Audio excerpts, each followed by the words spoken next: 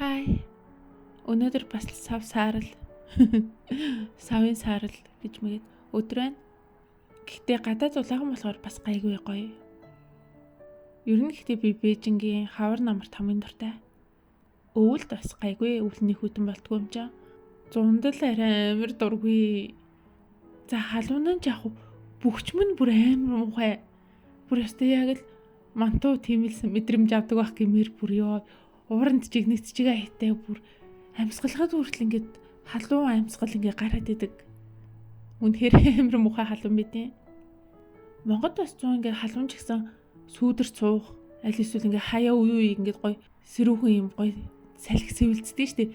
Энд болохоор бүр халуунаар ингээд үлээгээл төнөөд идэг болохоор бүр Бээжингийн зунд бол хамгийн дургу. Тэгээд одоо ингээд би яг амар юм өөдрөг бос готрон хүн гэдэг нь анзаарэгдэж байгаа байхгүй. Би ч өдөр нөхөр тийсэн гадаа ингээд амар гоё дулаарч байгаа ч гэсэн одоо халуун зун болоод ер нь халуун зун л ирнэ гэсэн тохио штэ гэдгсэн чинь нөхөр юу ээ чи одоо харин ч хөөтөө өвл дуусаад одоо л яг гоё дулаарч чихад чинь тэр зун чи хаа байсан дахиад 2-3 сарын дараа штэ гэдгсэн за. Тэгэхээр би амар ингээд юмыг шууд сөргөөр харчдаг. Одоо энэ хавар намарч бас ингээ 2-3 сар үргэлжлээ шүү дээ угаасаа. Тэгжихэд шууд одоо тэрний дараа ингээ хапилаар халуун зүүн гэж боддог нөхөр маань за одоо л өстой гоё үе эхэлж гин. Мэдээж айл хэлэн 100 дургу гэхдээ тийм тэгж хардаг. За амар утгагүй юм шилээ. За тийм шүү.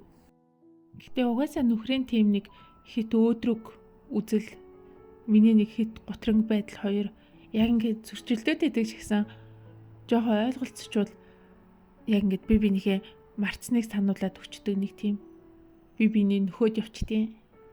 Миний үзэс гэхдээ нөхөр шиг тийм аашаар шинтэй хүмүүсийг харахаар юмнаас ингээд дандаа юм боломжуудыг нолоод харчдаг. Ерөөсөө эрсдлийг хардггүй. Нэг тийм болохоор нэг хит хамт байх жоохон хаяа нэг юу гэр чимдээ жоохон аюулгүй мэдрэмжийг авч чаддгүй юм шиг. Чи яг бүгдийг тооцсон биз? Чи яг ингэсэн биз гэд ингээд тэгээд тийм. Тэгэд нэг хитрхи хөнгөн хийсвэрч юм шиг. Йоо чи яаж юм амар хөнгөө оршд юм бэ гэж асуумаар. Тэгээ заа шинжтэй тэр сэтгхүүндээ таарад ингээд юмд нэг юм айгу уян хатан байгаад идэг. За тэгэл үстэй яадгийн. За тэгсэн ч явах тий. За ганцудаа тэгэл үс ямар амтын гэд ингээд амар тийм за. Тийм болохоор намайг хит сүржигнөр гэдэг. Би болохоор өөрийгөө юмны ингээд болохгүйг эрслийг төрүүлж хараад тэрийг нь хурдан зохицуулаад тэгэд нэг доктортой байвал илүү сэтгэл амар гэж боддог.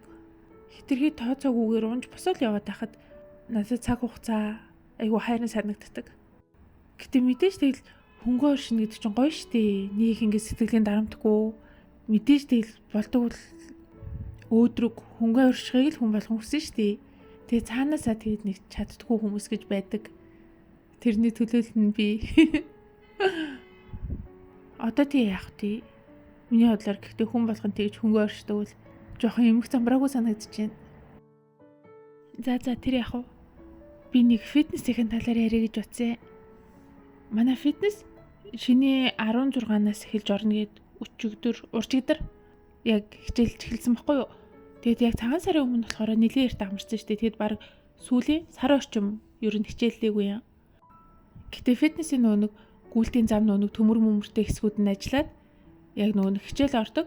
Арабик хэсэг нь баг ингээд сар амарсан баггүй юу? Тэгжээд өчигдөр намайг фитнес дээр очисон чинь манай фитнесийн менежер төлбөрийн талаар ярилцах юм байна гэдэгхгүй юу? Намайг тэг хичээлээ тарчаад боломжтой уулзаарай гэдэгтэр нь би за тхий гэж бодоод тэгэд би нэг арабикт орчоод тэгэд арабик эмэгтэйчүүдээс асуусан байхгүй юу? Менежер төлбөр мөнгөний талаар юм ярина та нарт тэгсэн үү гэсэн чинь нэг охин болохоор тэгсэн байхгүй юу? Тэрэнд өмнөх өдөр нь хэлсэн байсан гэсэн.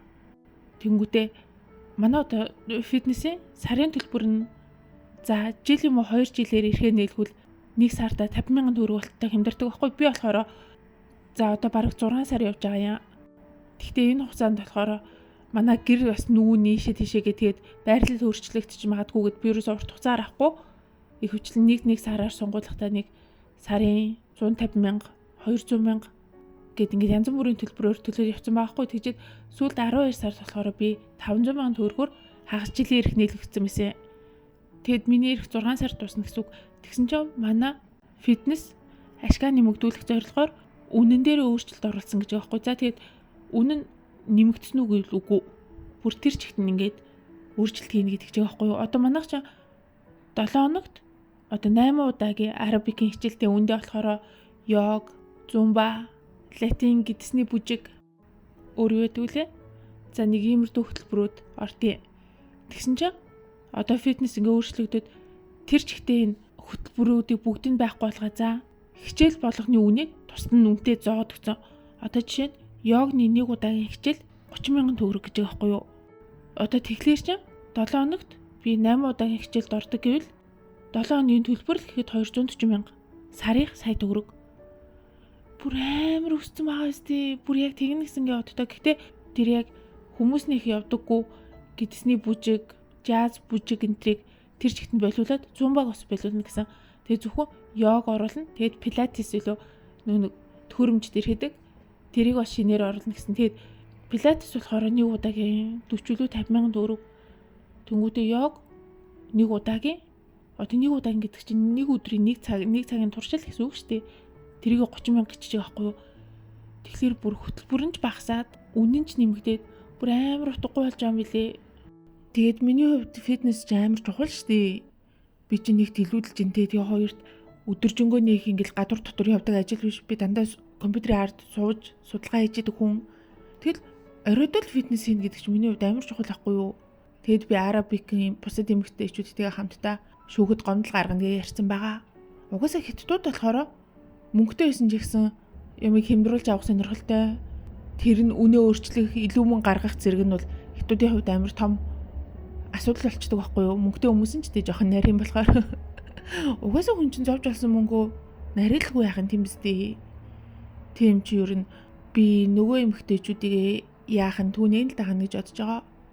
Тэр хүмүүс ер нь тэгэд мөнгө зөнгө зохицуулах тал дээр надаас л хамаагүй илүү л байгаа. Тэгээ харчлаа. За бай.